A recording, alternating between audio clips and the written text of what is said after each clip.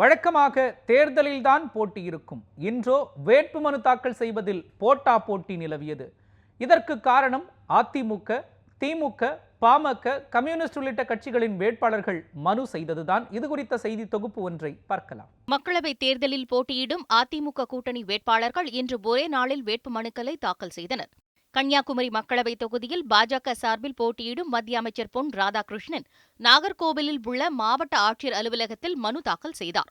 அவருடன் அதிமுக நிர்வாகிகள் தளவாய் சுந்தரமும் கூட்டணி கட்சியினரும் வந்திருந்தனர். எதிர்க்கட்சியைச் சேர்ந்த எந்த சட்டமன்ற உறுப்பினர்களும் எந்த பாராளுமன்ற உறுப்பினர்களும் கன்னியாகுமரி பாராளுமன்ற தொகுதிக்கு சிறும்பை தொடர் கிள்ளி போடவில்லை. அதான் இப்ப பிரச்சனை. அள்ளி கொடுத்திருக்கக்கூடிய தேசிய ஜனநாயக கூட்டணியுடைய ஆட்சி மீட்க வேண்டுமா, அனைத்தையும் துடைத்து தூர வீசிய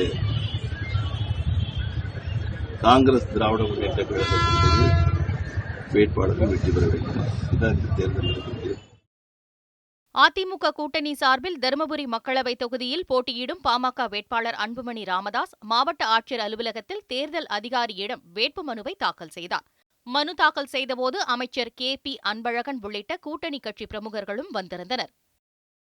தருமபுரி நாடாளுமன்றம் மட்டுமல்ல, தமிழ்நாட்டில் உள்ள 40 நாடாளுமன்ற தொகுதியும் 18 சட்டமன்ற இடைத்தேர்தல் தொகுதிகள் எங்கள் கூட்டணி மிகப்பெரிய வெற்றி பெறும். எங்கள் கூட்டணி வெற்றி கூட்டணி, மாபெரும் மெகா கூட்டணி. மக்கள் எங்களை ஏற்றுக்கொண்டிருக்கின்றார்கள். உறுதியாக வெற்றி நிச்சயம். தருமபுரி தொகுதி மட்டுமல்ல, இங்கே இருக்கின்ற சட்டமன்ற தொகுதியில் மட்டுமல்ல, தமிழ்நாட்டில் உள்ள 40 புதுவையில் உள்ள 40 நாடாளுமன்றம், 18 சட்டமன்ற இடைத்தேர்தலில் எங்கள் கூட்டணி மிகப்பெரிய வெற்றி பெறப்போகிறது. தென்சென்னை மக்களவைத் தொகுதியில் போட்டியிடும் அமைச்சர் ஜெயக்குமாரின் மகனும் அதிமுக வேட்பாளருமான ஜெயவர்தன் அடையாறில் உள்ள மாநகராட்சி மண்டல அலுவலகத்தில் வேட்புமனுவை தாக்கல் செய்தார். கள்ளக்குறிச்சியில் தேமுதிக வேட்பாளர் LK சுதீஷ் வேட்புமனு தாக்கல் செய்தார்.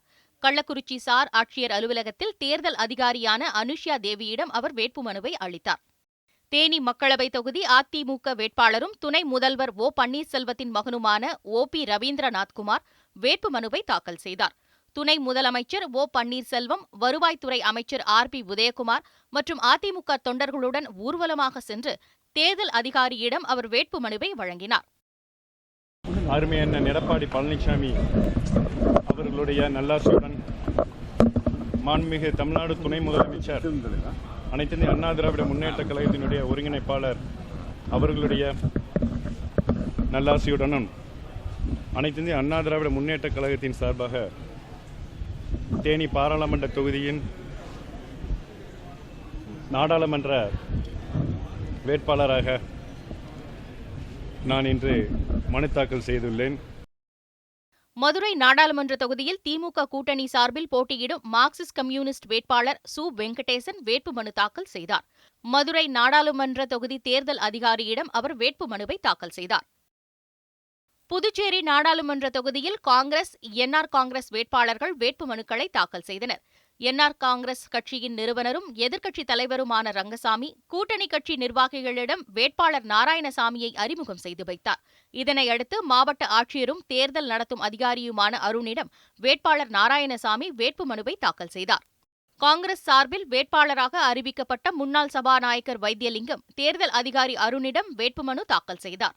இதேபோல் மக்கள் நீதி மய்யம் சார்பில் புதுச்சேரி நாடாளுமன்ற வேட்பாளராக அறிவிக்கப்பட்டுள்ள MAS சுப்பிரமணியனும் தனது வேட்புமனுவை தாக்கல் செய்தார். வெள்ளிக்கிழமையில் வேட்புமனு தாக்கல் செய்ய முக்கிய கட்சிகளின் வேட்பாளர்கள் ஆர்வம் காட்டியதால் தமிழகம் முழுவதும் தேர்தல் திருவிழா களை கட்டியது. செய்திப்பிரிவு, News 7 தமிழ்.